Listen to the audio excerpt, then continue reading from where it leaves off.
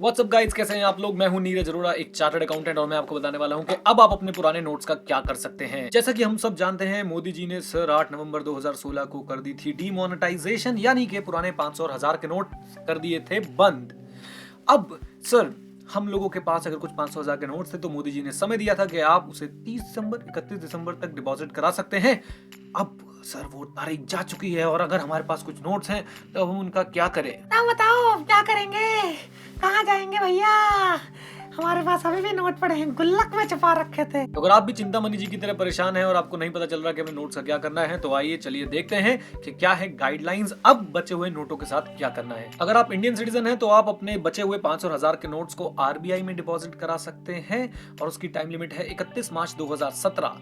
RBI में deposit कराने के लिए आपको एक डिक्लेरेशन साइन करके देनी पड़ेगी, और यही तो बहुत बड़ी कंडीशन लगा दी।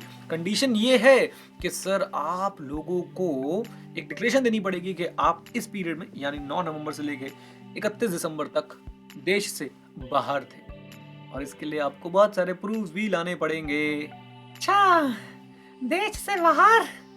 हाँ, कहाँ? अरे देश से बाहर कहाँ जाता हूँ मैं तो अपने घर से बाहर नहीं निकला कभी। अगर आप भी चिंतामणि जी की तरह हैं, आप कभी अपने घर से बाहर नहीं निकले, तो देश से बाहर तो भूल जाइए सर, अब आपसे ना हो पाएगा। सीए साहब, एक बात बताओ, अगर मैं नॉन रेजिडेंट हूँ तो क्या होगा? तो मैं अपने नोट कब तक जमा करा सकता हूँ सीए साहब? अगर आप नॉन रेजिडेंट हैं तो सर एक खुशखबरी आपके लिए, आप जमा करा सकते हैं अपने नोट 30 जून 2017 तक, लेकिन उसके लिए भी आपको डिक्लेरेशन देनी पड़ेगी कि आप उस स्पेसिफाइड पीरियड में देश से बाहर थे, 9 नवंबर से 30 दिसंबर तक। राइट, याद रखिएगा 30 दिसंबर, नॉट 31 दिसंबर, 30 दिसंबर।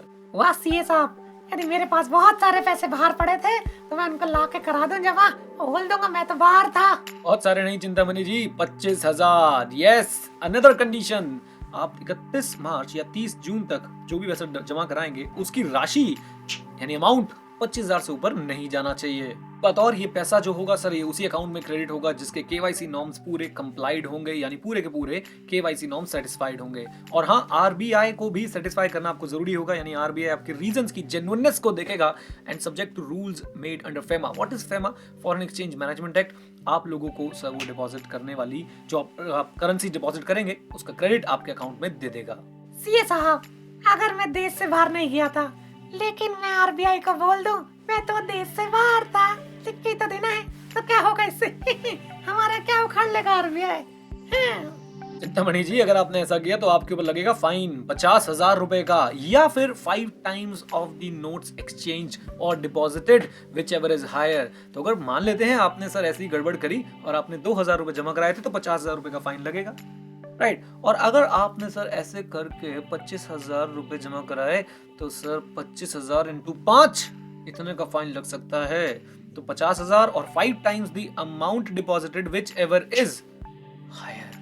ये तो बड़ी दिक्कत कर दी आरबीआई ने। एक बात और याद रखिएगा सर, 31 मार्च या 30 जून जो भी आपके लिए रेलेवेंट डेट है, फॉर एग्जांपल नॉन रेजिडेंट के लिए 30 जून है, उसके बाद अगर आप लोगों के पास पाए गए ओल्ड नोट्स तो आपके ऊपर लग सकता है फाइन। फाइन होगा कितना? 10,000 रुपए की पेनल्टी, और 5 times the amount of old notes जो आपके पोजीशन में है विच एवर इज हायर। यानी अगर आपके पास से 2 लाख रुपए पुराने नोट के पकड़े गए तो 2 लाख इंटू 5 सीधा 10 लाख रुपए का आपके ऊपर फाइन लगा देंगे। राइट, एक नोट पकड़ा जाएगा, 2 नोट पकड़े जाएंगे तो क्या होगा, मैं वो भी बताता हूँ आपको। 10 नोट आप अपने पास रख सकते हैं 31 मार्च या 30 जून के बाद, अपने कुछ यादें बना के कुछ फ्रेम वगैरह करा लीजिएगा, काम आएंगे। तो 10 नोट्स अलाउड होंगे सर आपको रखने के लिए, इससे ज्यादा नहीं। ओ, मैं तो थोड़ा सा स्टडी करना चाहता था पुराने नोट पे। वो जो गांधी जी का चश्मा था ना, उसको ध्यान से देख के बताना चाहता था कि इस चश्मे में कौन सा लेंस लगा है।